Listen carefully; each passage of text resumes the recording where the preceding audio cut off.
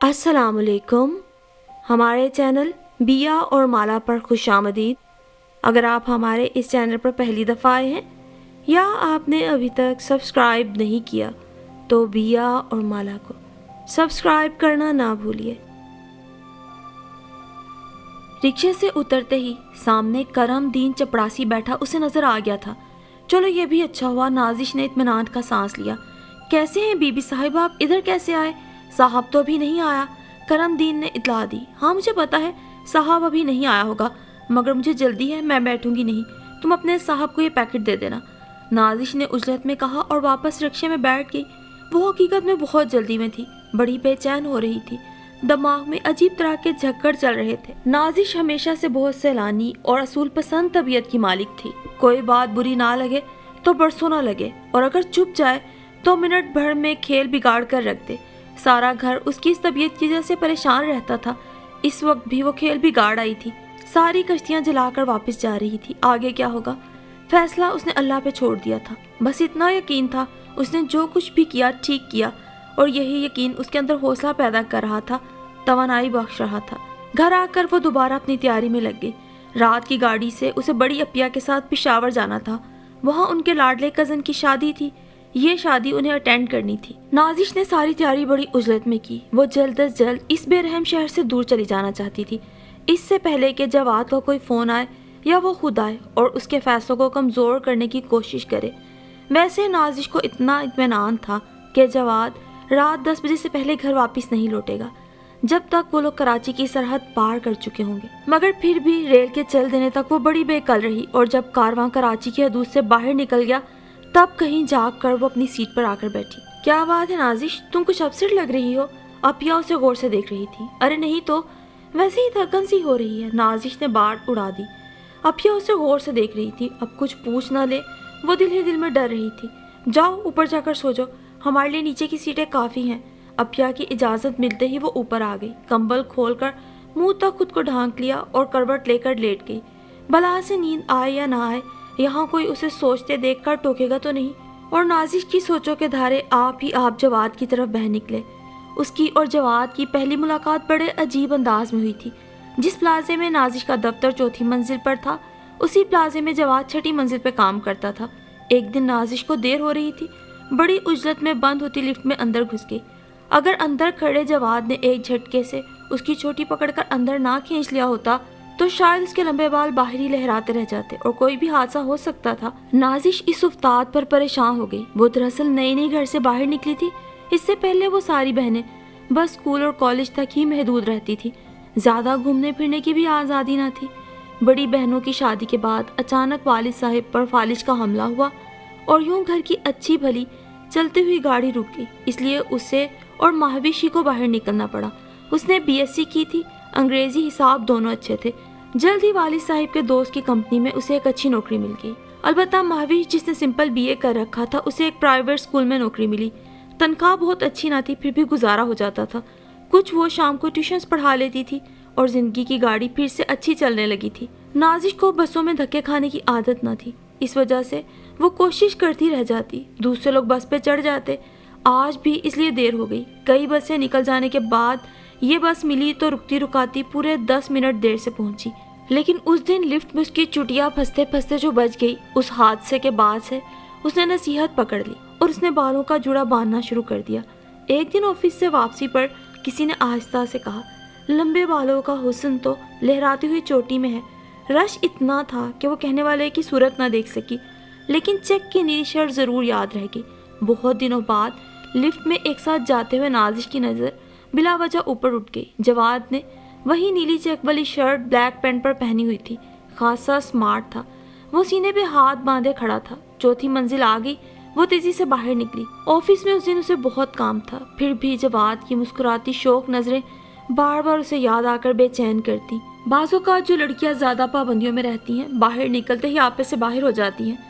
मगर नाजिश एक वज़ादार सफ़ेद पोश घराने से ताल्लुक़ रखती थी। मगर उन चारों बहनों को अपनी सीधी सादी माँ और मफलूज बाप से बहुत ज़्यादा मोहब्बत थी। उसके वालिदैन को अल्लाह ने बेटा नहीं दिया था, मगर वालिदैन ने कभी उन चारों बहनों को यह एहसास नहीं होने दिया था कि वो उनके लिए बेटों से कम है। बड़ी शफ़क़त से उन सब बहनों की परवरिश की। लड़कियों पर कभी बेजा दबाव न डाला, हमेशा इतने प्यार से ऊंच नीच समझाई कि वो सबकी सब खुद ही बाप की इज्जत का ख्याल रखती थी। नाजिश और महविश को सर्विस मिल जाने के बाद भी उन्होंने कोई पाबंदी नहीं लगाई, बस इतना कहा, बेटा तुम लोग खुद समझदार हो, हमेशा मेरा सर ऊंचा रखा है, अब भी तुम्हारा मफलूज बाप यही चाहता है, जिस तरह बाइज्जत तरीके से जिंदा रहा हूँ उतनी ही बाइज्जत मौत मरूं। और ये बात दोनों बहनों ने गिरा से बांध ली। वो अपने काम से काम रखती। रास्ते में बेशुमार लोगों ने उन्हें लिफ्ट देने की कोशिश की, मगर उनके सामने अपने बाप का एतबार और उसकी नसीहतें आ जाती।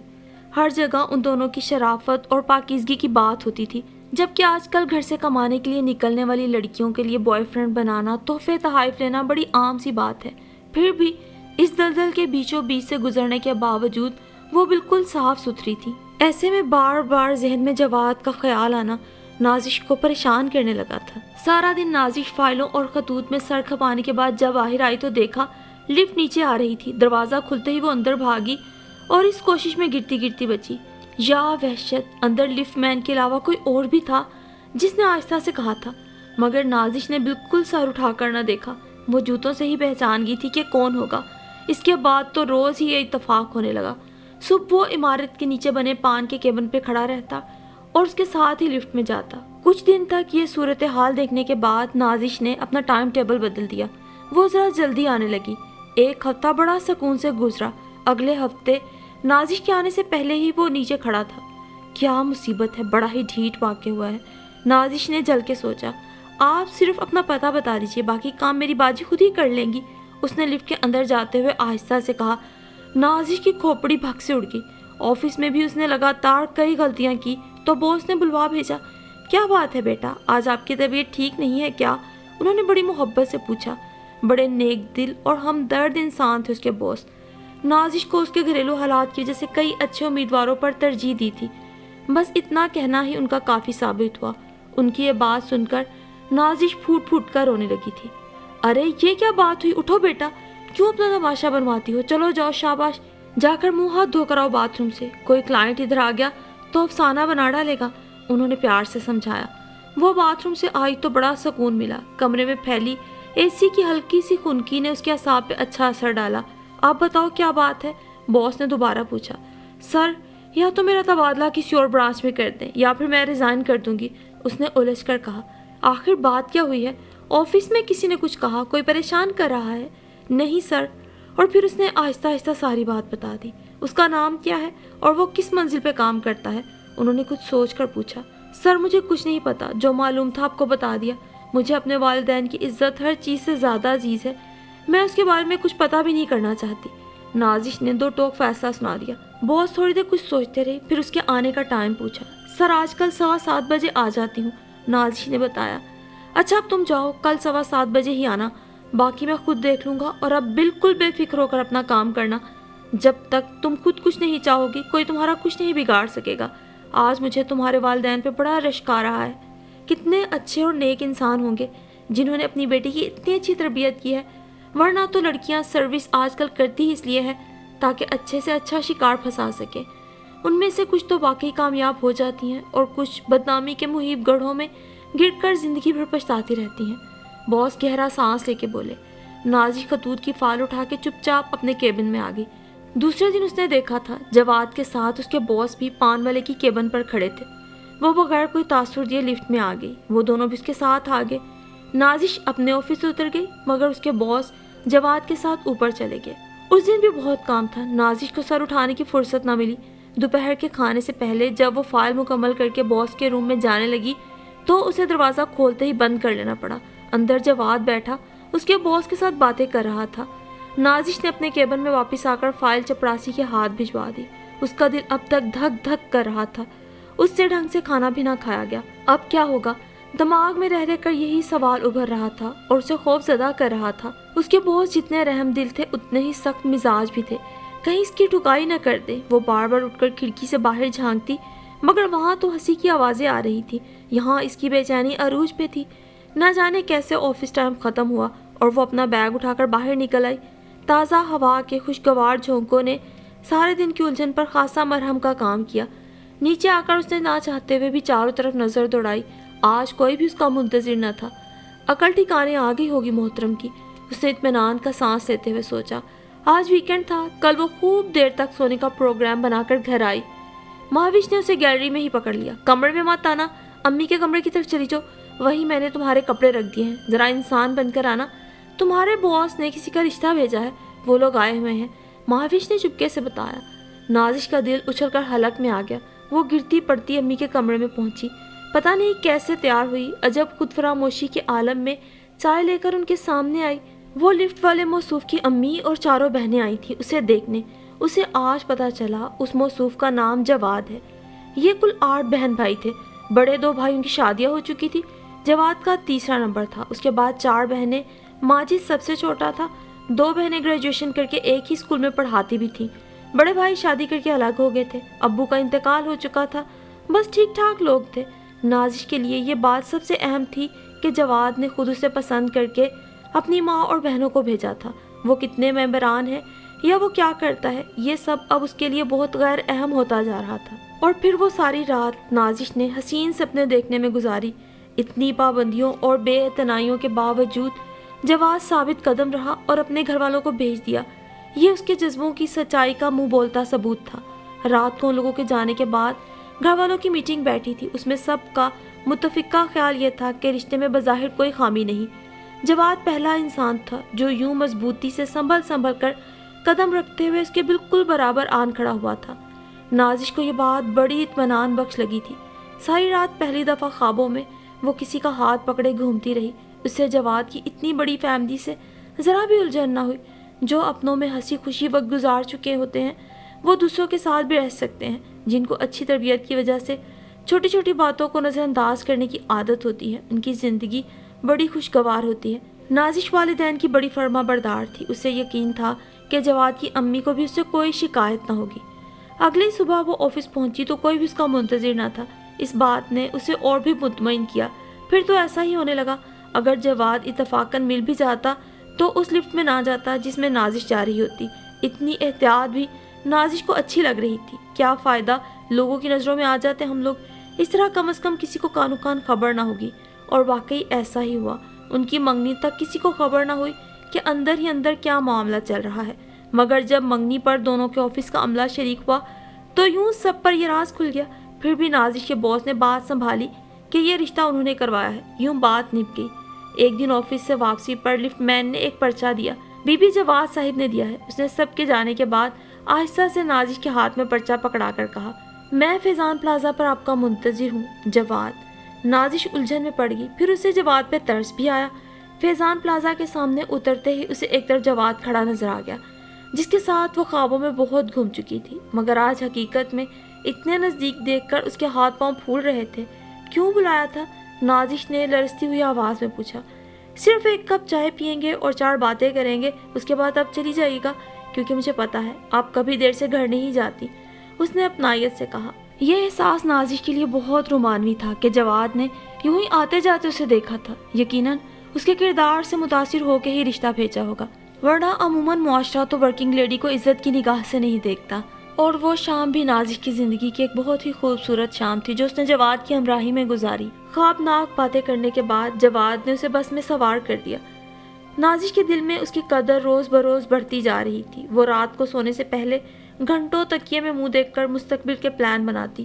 اس کا ارادہ تھا شادی کی تاریخ طے ہوتے ہی ریزائن دے دے گی۔ اس کا شادی کے بعد نوکری کرنے کا کوئی ارادہ نہ تھا۔ ویسے بھی اسے خواتین کا گھر سے بے وجہ باہر نکلنا پسند نہ تھا۔ ان کے گھر کا ماحول بھی کچھ ایسا ہی تھا۔ ماں بھی بہت سادہ مزاج کی تھی۔ بڑی 2 بہنیں بھی شادی ہونے کے بعد مکمل طور پہ گھر گھرستی میں گم ہو گئی تھی۔ نازش کا بھی یہی خواب تھا کہ وہ شادی کے بعد جواد کے لیے گھر کو سجائے گی، بنائے گی، اس کے آنے سے پہلے خوب بناؤ سنگھار کر کے بیٹھے گی۔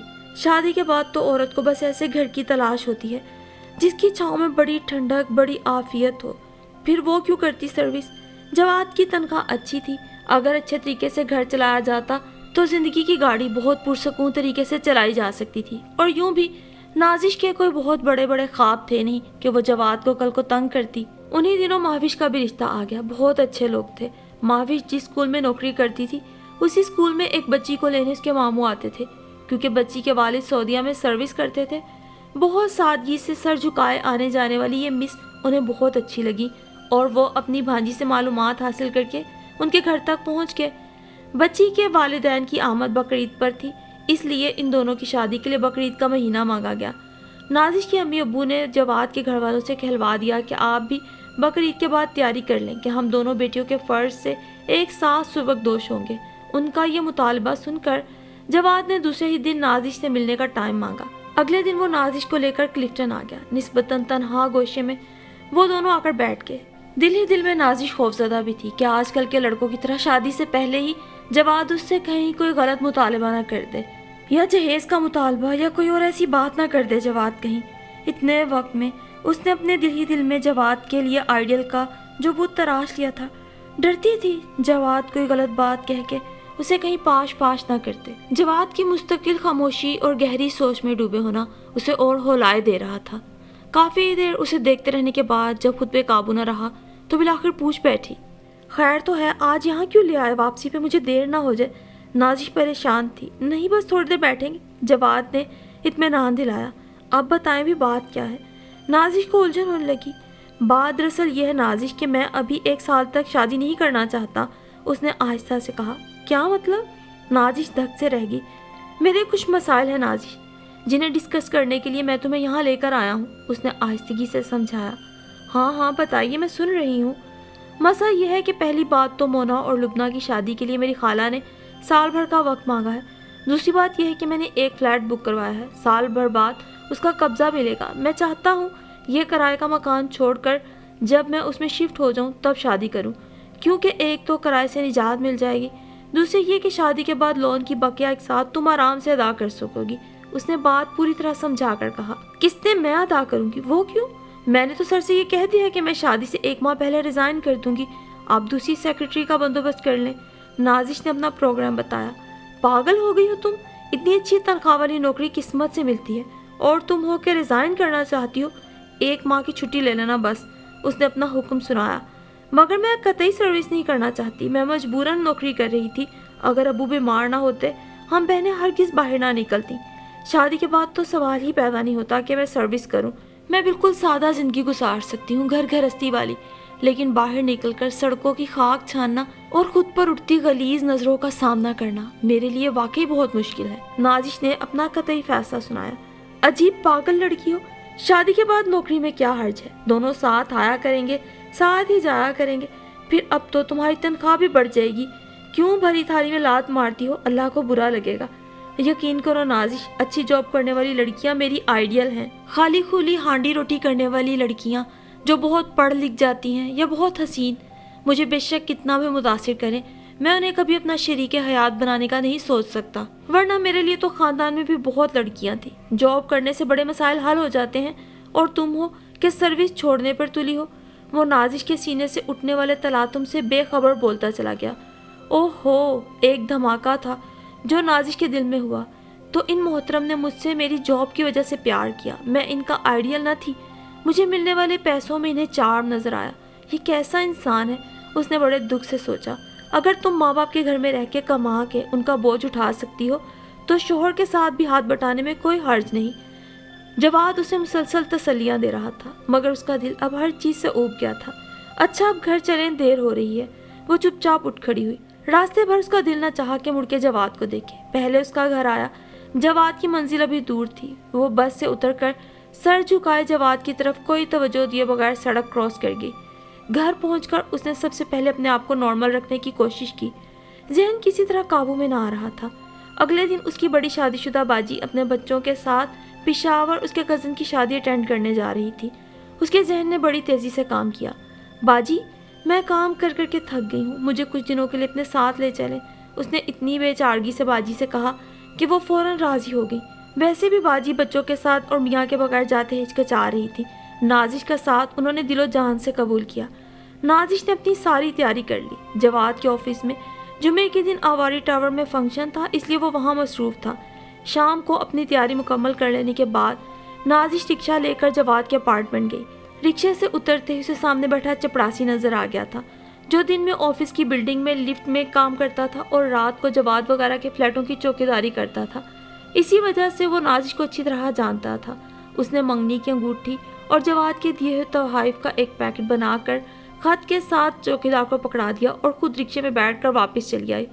رات کو جب جواد تھکا ہارا فنکشن سے واپس آیا تو چوکیدار نے دروازے پہ اسے پیکٹ تھما دیا۔ یہ بی بی صاحب دے کر گئی ہیں، اس نے جواد کو بتایا۔ جواد کچھ پریشان سا ہو گیا۔ اپنے کمرے میں آ کر اس نے دروازہ اچھی طرح بند کر لینے کے بعد پیکٹ کھولا۔ خط میں لکھا تھا، جواد صاحب آپ کے اور میرے خیالات میں بڑا تضاد ہے، اتنا تضاد کہ اگر ہم ایک ہو بھی گئے تو شاید ہماری زندگی اچھی نہ گزر سکے۔ ویسے بھی میں آپ کا آئیڈیل تو ہوں نہیں، اور بہت اچھا کیا آپ نے مجھے اس دھوکے سے نکال دیا کہ آپ نے میری ذات، شخصیت، میری تعلیم یا میرے کردار سے متاثر ہو کے میرا رشتہ نہیں بھیجا، بلکہ آپ نے تو میری نوکری اور تنخواہ دیکھ کر میرا رشتہ مانگا۔ امید کرتی ہوں منگنی ٹوٹنے کا آپ کو ذرا بھی دکھ نہیں ہوگا، کیونکہ آپ مجھ سے اچھی تنخواہ والی لڑکی کو پسند کر لیں گے اور یقیناً اس کے ساتھ ایک اچھی شادی شدہ زندگی گزار سکیں گے۔